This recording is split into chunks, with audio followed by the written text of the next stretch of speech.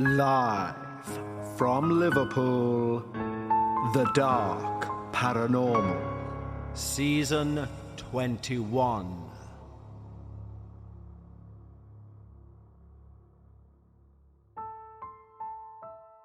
Hello everyone, and welcome back to The Dark Paranormal Season 21, Episode 2. Now firstly, a massive thank you as ever for all of your feedback regarding our very first episode, and for all your feedback already on our first minisode. Now I record this, The Dark Paranormal, on a Wednesday for our Patreons, but it releases to the general public on a Friday. The minisode is released to our Patreons on a Monday, and to the general public on a Wednesday, as you well know. And in the 9 hours since it's been up, we've received 20 emails saying how terrifying they found that minisode, and also many emails from both Patreons and non-Patreons advising me not to get that chair. Now, although when I said it, it was 60% tongue-in-cheek, there was part of me that was really interested in trying to get hold of that chair. But I'm kind of convinced things happen for a reason, and when many of your listeners get in touch to say, don't get the chair, I pay heed to those sort of warnings. That said, it's now 90% no. There's still part of me which is kind of like, well, if you want evidence of this, this is the sort of item you should be investigating. But anyway, thank you for all of your feedback, correspondence, it's what makes the show what it is.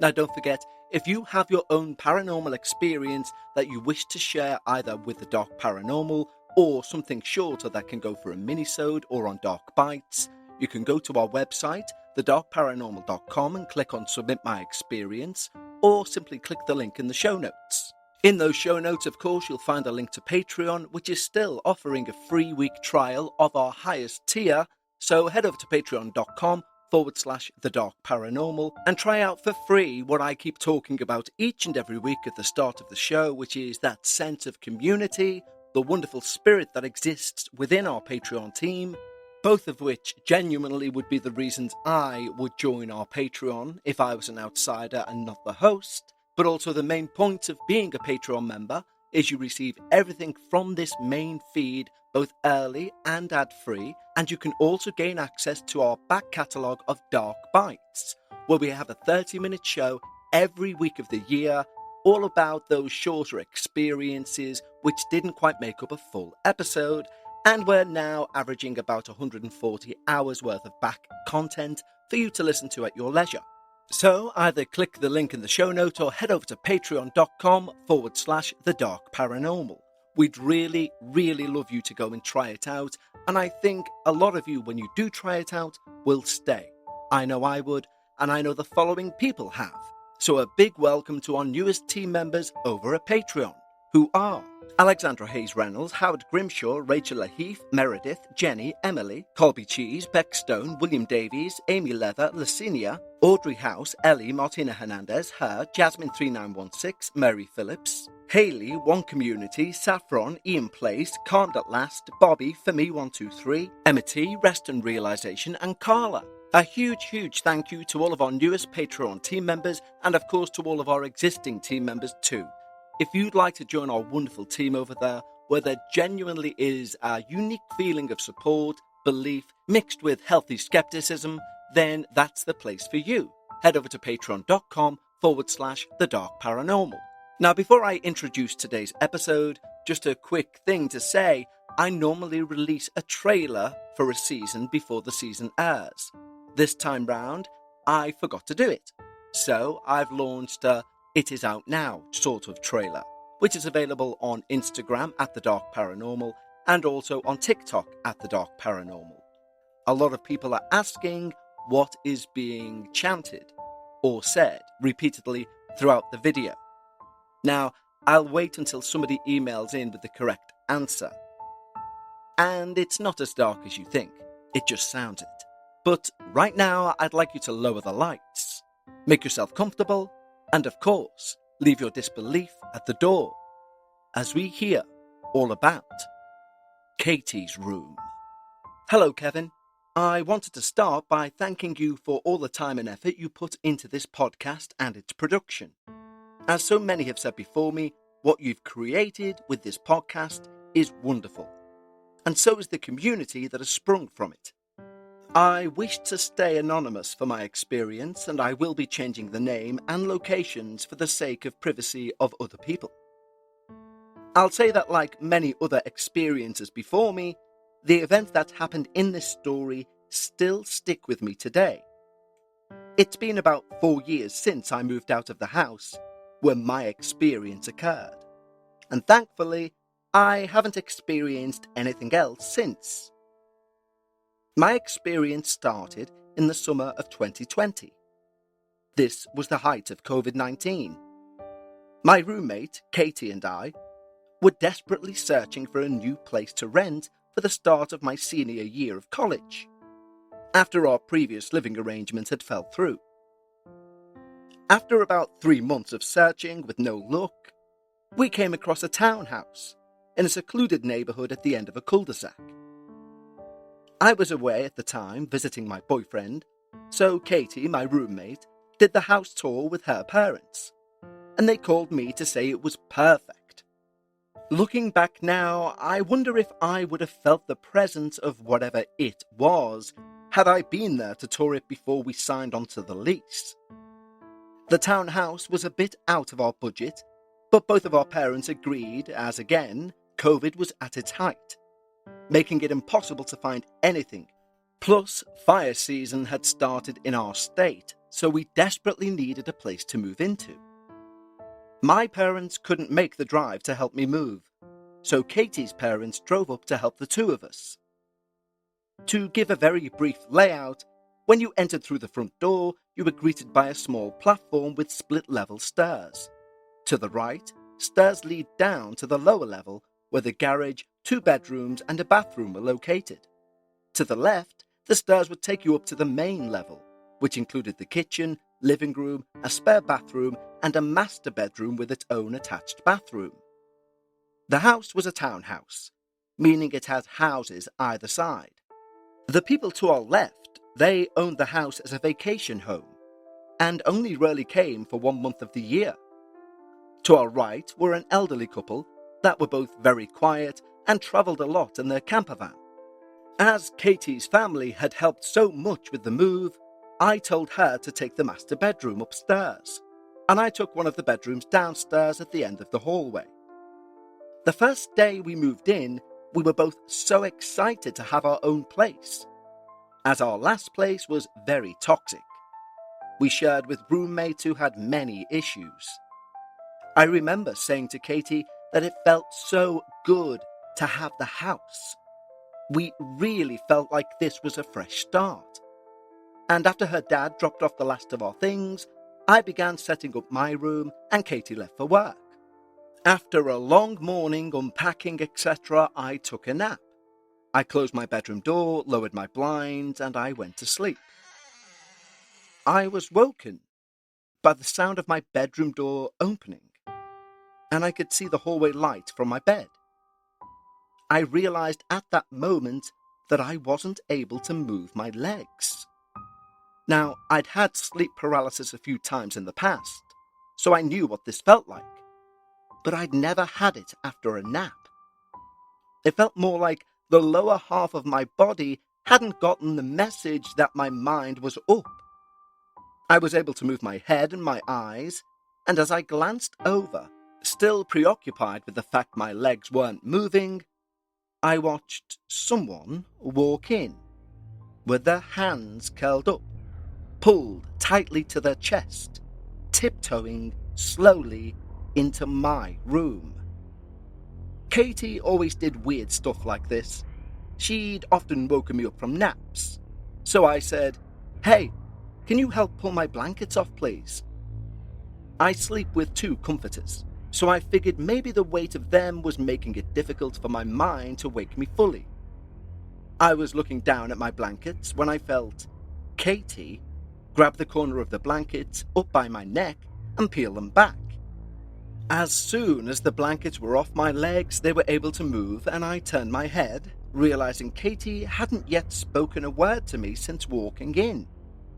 I looked at her outline, and in this dark room I said, "Katy, is that you?" There was no response. Then not Katy brought her finger to her mouth and whispered, "Shh." I couldn't make out a face, only a shadow and long hair, but I was paralyzed now in fear. Then not Katy slowly got down on all fours and crawled backwards out of my bedroom and down the hallway. I had that feeling, the one where you feel instantly sick, deep in the pit of your stomach. That feeling where you can't believe what you've just seen. My heart was beating so fast I could hear it in my ears as I tried to rationalize all this. I ended up convincing myself it had to be Katy. I sat up, looking down at my comforter that was now perfectly peeled off my legs.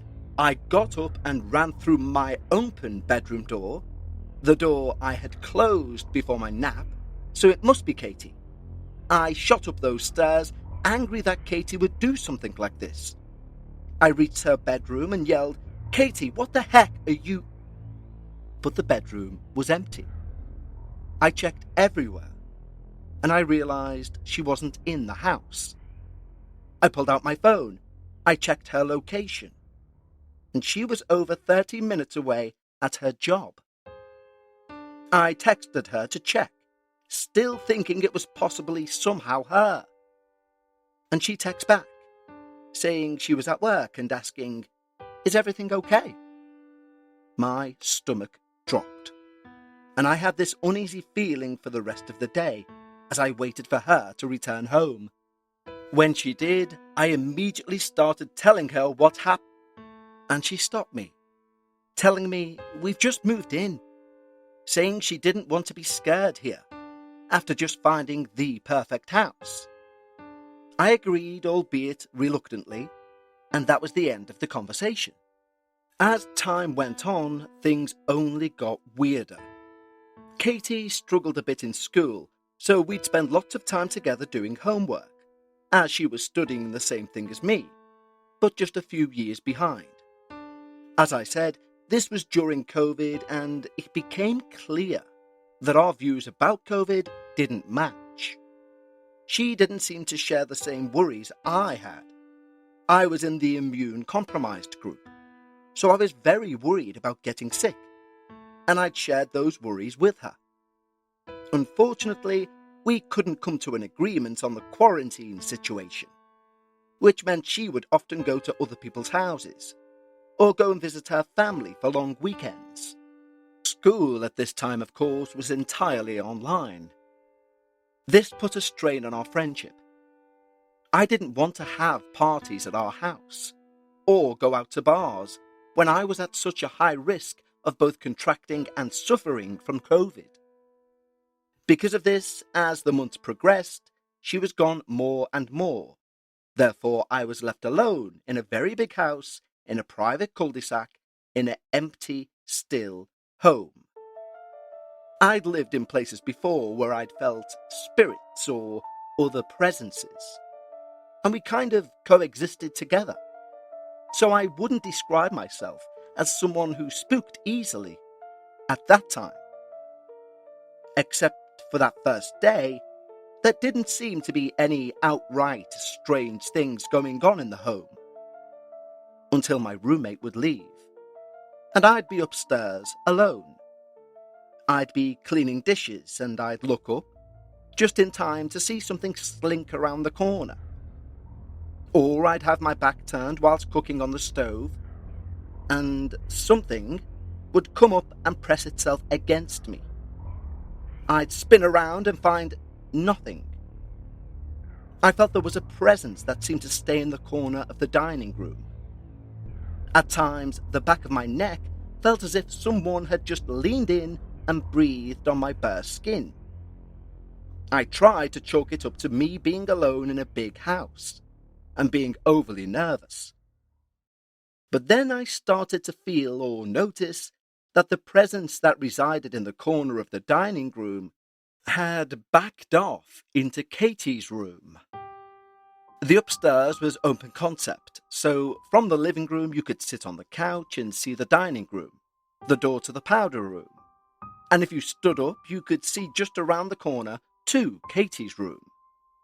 When I'd watch TV, my eyes would be drawn to the corner, still feeling like someone or something was watching me.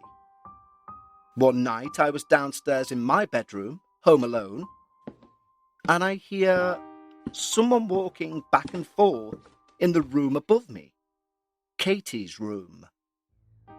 Suddenly, I hear someone running through the dining room, down the stairs, and I knew someone or something was coming right for me. I ran across my room and slammed my door shut. I could feel my heart beating out of my chest and got that sick feeling again. And then I heard someone standing outside my bedroom door. I remained silent, but the carpet squeaking under their feet as they shifted their weight back and forth was audible from outside my door. I very slowly got down on my knees and tried to peek under the door, but I saw nothing. But I could still hear and feel that presence outside. That was the start of something more. Today's episode of The Dark Paranormal is brought to you by Progressive Insurance. Fiscally responsible, financial geniuses, monetary magicians. These are things people say about drivers who switch their car insurance to Progressive and save hundreds. Because Progressive offers discounts for paying in full, owning a home, and more. Plus, you can count on their great customer service to help you when you need it. So your dollar goes a long way. Visit progressive.com to see if you could save on car insurance. Progressive Casualty Insurance Companies and affiliates' potential savings will vary, not available in all states or situations. The weeks passed, and every night Katy was gone, I would hear someone pacing back and forth in Katy's room. Next, I began to hear scratching on the wall, just where my headboard was, like fingernails scraping down my wall. And then, those same steps from her room, running down the stairs through the hallway and standing outside my bedroom door. I'd silently await the telltale sound of the carpet squeaking under someone or something's weight. One night I had a vivid, terrifying dream. Someone was living in the walls of the house. In this dream, a man came out of the opening in the attic that was right above Katy's room. He jumped down and attacked me, and I woke up sweating and shaking, again alone in the house. At one point, Katy came back after having been gone a few weeks, and I tried again to talk to her about what was going on. I felt like maybe someone was living in the walls, which is entirely possible in the US, or at least getting into the house. I thought of every other thing than ghosts. Finally, after coaxing it out of her, Katy admitted that a few months before, she'd come home one day from work and yelled down into my room, "Hi, I'm home," and heard me reply from my bedroom clear as day. She went upstairs to put her work things away and then came downstairs to say hello. But my room was empty. She then checked my location, and I was at university at the time. She then admitted that she felt there was a presence in the house, but still didn't want to discuss it any further, because it freaked her out, and again, she liked living there. As a quick trigger warning, the next part mentions eating disorders. When Katy was in that house, I saw her progressively decline.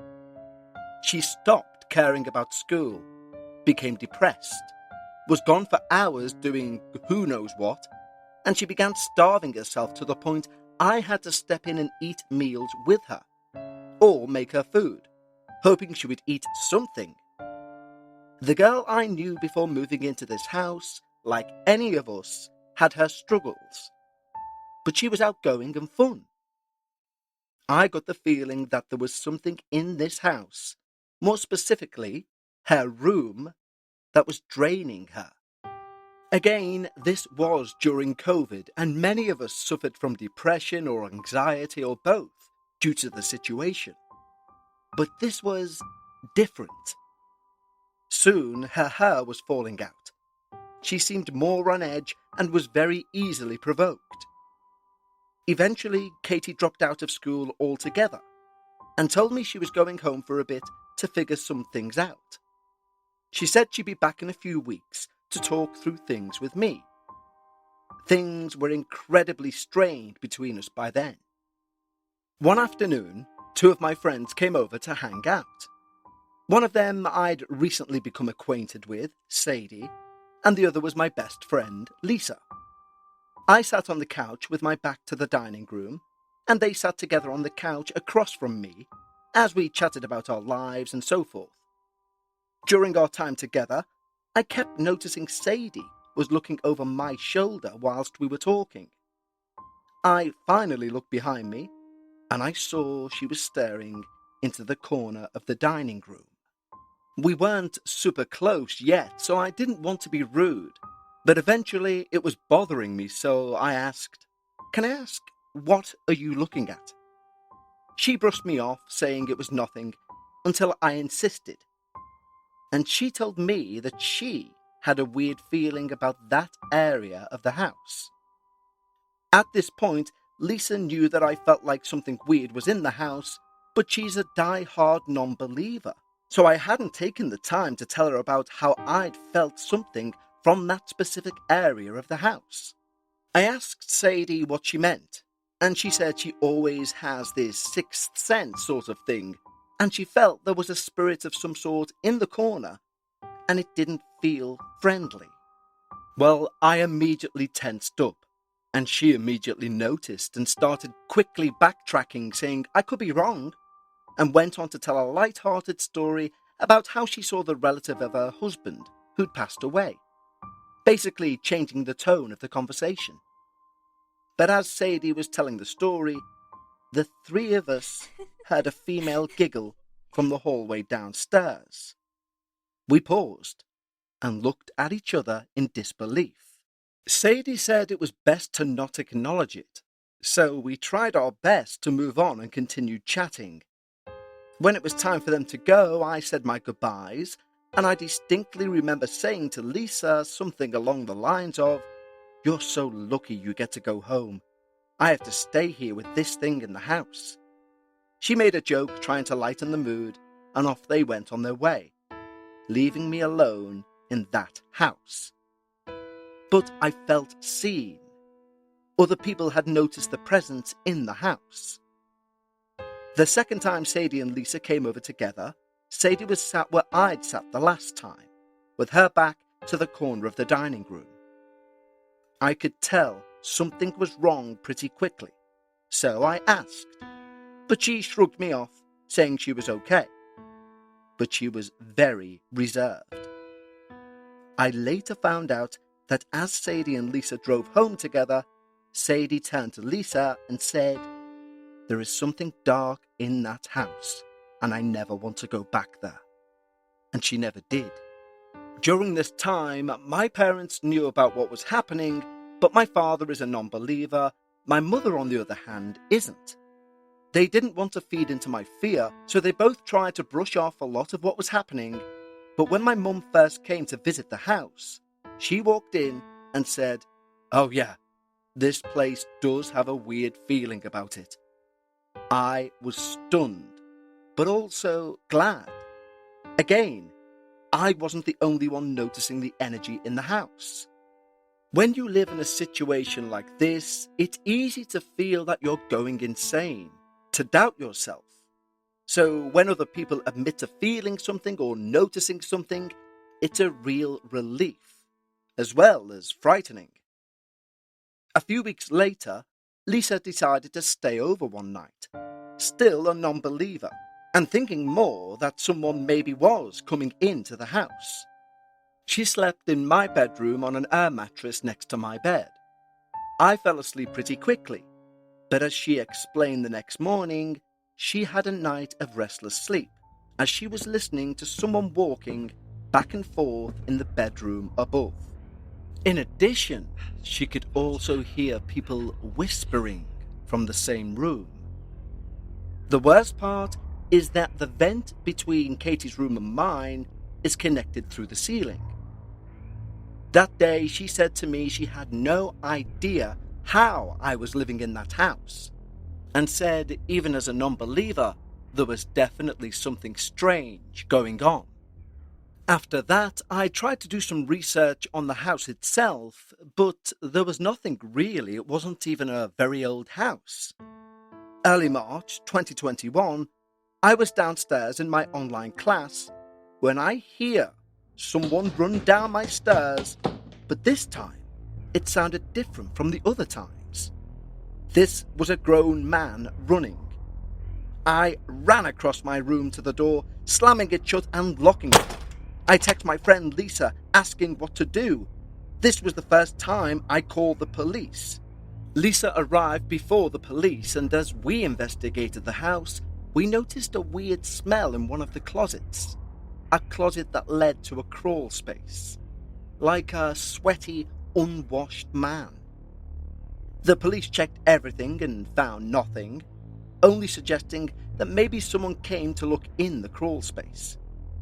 I stayed over at Lisa's place that night. As we were leaving, we both looked at Katy's room, checking that the door was closed, still thinking someone had been in the house. The next day I came back, Lisa in tow, and we looked up as we opened the door to see Katy's door wide open. That week, my landlord came out and checked under the house, and nothing was there that would suggest anyone had been there, or even that animals were living under the house. A few weeks later, I come home from work in a happy mood, and I run upstairs to make myself a snack. As I begin walking down the stairs to my bedroom, I noticed the door to the garage was open. I stared at that gaping black crack between the door and the frame, and again that feeling that something wasn't right sat heavy in my stomach. I ran into my room and I called Lisa. At this point, I was thinking this proved my theory someone else is living in the house, either in the walls, the attic, or the crawl space.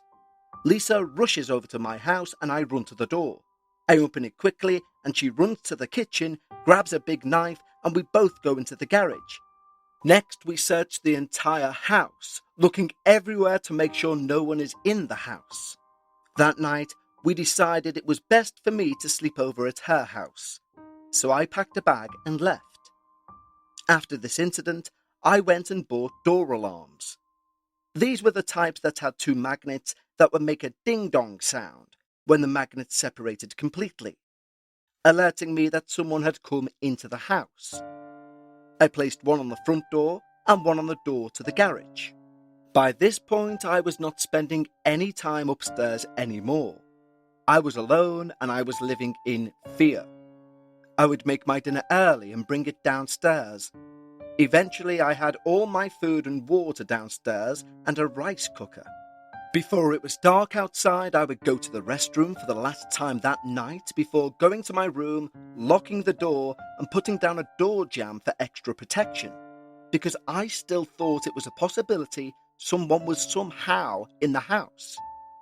I am truly an extremely hygienic person, and I have issues with germs, but I want to help you to understand the absolute fear I was living in every day in that house.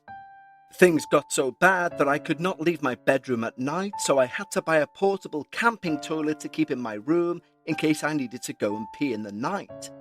I know that sounds so disgusting, but I was being terrorized by whatever was living in that house, and until you know the feeling of running across the hallway into your bathroom, closing the door just as you hear something run down the hallway and the carpet squeaking outside as whatever stands outside your room, then you can judge me. Like I said, I could no longer leave my room past dark, and if I dared to open my door a crack and look down the hallway, I'd be staring into the darkness, and I'd feel something standing at the bottom of the stairs, watching me and waiting for me to come from my bedroom. Along with the door alarms, I also went to a spiritual shop and bought protection crystals and locally sourced sage from a tribe in the area, and I tried to keep my room protected, so to speak. I also wore a protection necklace as well, terrified of what I was living with, but still trying to convince myself there had to be a logical explanation. One night in May 2021, I was in my room with the door closed and locked, and I froze in place, knowing the only way that alarm goes off is if someone's opened the front door and separated the magnets. I texted my friend Lisa. She urged me to call the police, but at this point, I still didn't want to be that girl that calls the police for trivial things. But I also knew there was no other way this alarm could have gone off. My room was on a hill, so my bedroom was 2 feet off the ground. I removed the screen, crawled out the back window, and ran to my car, locking it quickly behind me. I called the non-emergency line, explaining what had happened, and asked if they could send someone over when they had the time. I gave the cops the key, they went in, searched the whole house, and found nothing. They suggested that someone may have the key, and to call my landlord to get the locks changed, and also to get some security cameras as well. The very next day, I bought a security camera and set it up facing the door to see if I could catch anyone that was coming in. After a week, the landlord changed the locks. I told my roommate about what happened in case she decided to come back. I know many people on this podcast have explained feelings of anger towards whatever was in their home, and that is exactly how I felt. Because I couldn't even enjoy the space of my own home as I lived a life where I had to lock myself in my room each night once the darkness came. I went away for a few days to visit my family, and I came home again to an empty house. But my roommate and her cousins were in town, and when I walked into her room, I found a Ouija board on the ground. I felt immediately ill, and I was upset. Because the last thing I needed was more issues in this house, especially from people who didn't know how to use a Ouija board properly.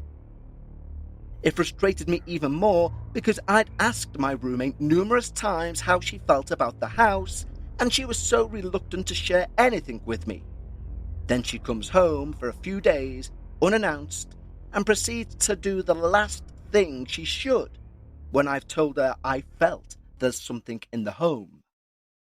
At this point, it's now summertime, and the days are longer, so I try to take back my space, forcing myself to spend more time upstairs while it was light. A few times I fell asleep on the couch upstairs, only to wake up with that feeling that someone had been stood over me whilst I was sleeping. And many times I had to call my friends or even my boss to have her husband come and check out the house, to make sure no one was in the house with me and that everything was secure. I began sleeping over at Lisa's house more often, and I avoided that house as much as possible. Shortly after, Katy came and packed up her stuff and moved out. At this point, we really weren't on good terms, and there was a sense of relief that she was leaving, but also a feeling of dread that now I was truly alone in this house. Lisa came over, and we went into Katy's room to make sure everything had been collected. And as her room was much bigger than mine, with a bathroom attached, naturally the thought came to me that I should move upstairs. But as we walked into the bedroom, Lisa and I immediately knew that wouldn't be happening. The vibe in that room was just off. The feeling was empty, uncomfortable. And I knew that whatever was in the house was in that room. Just after Katy moved out, Lisa moved about an hour away for a new job and would often stay at my place on the weekends. I went home for a week to visit my family, and she arrived at my house before me. I was on my way back in the last hour of a 4-hour drive, and Lisa called me, asking where I was. I said I still had about an hour to go and that I'd be home shortly. She then went silent. I asked why, and she said she would tell me when I got home. So when I arrived, Lisa told me she'd been taking a shower and heard the sound of someone coming into the house. And it sounded like all the kitchen cabinets were being opened and someone was walking around unpacking things. When she got out of the shower, she ran upstairs to say hi to me, and I'm not there. I stayed in the house for 2 more weeks or so after this, and then my dad came to help me pack up and leave. I remember the feeling when I drove away from that house was just pure relief. I'm not sure what was living there with me, how many spirits there were, but the feeling I had was a man and a young girl. The girl was more of a trickster spirit, but the male presence was different. He fed off the fear and negative emotions that were in that house. It's been a little over 4 years since I lived in that house, and still, to this day, I have nightmares about what happened there. It's one of those situations that was a slow psychological torture. I tried everything to rationalize what was happening, but as hard as I tried to ignore it, it only got worse. And I'm still not sure what scares me most. The idea of someone living in the walls, or the idea of something living there with me. Anonymous. Well, thank you so much, Anonymous, for your wonderful experience for episode 2. Now, why I love this experience is it's very reminiscent of what we get on Dark Bites. And it's very rare to find it in a long-form experience. And that is something which asks more questions than it answers. For me, a huge component that's missing from this story, which is no fault of your own, is Katy. It's who she is, it's what she's into. I don't think it's coincidental there's a Ouija board found on her bedroom floor. But you guys let me know what you think. But for now, we're going to call an end to episode 2. Thank you, Anonymous. And to everyone out there, thank you for listening. I can't wait to speak to you again next week for episode 3. This is one I've been looking forward to quite a bit. And until then, remember, when you're discussing the paranormal, always try to leave some of your disbelief at the door. And I'll see you next time, right here on the Dark Paranormal.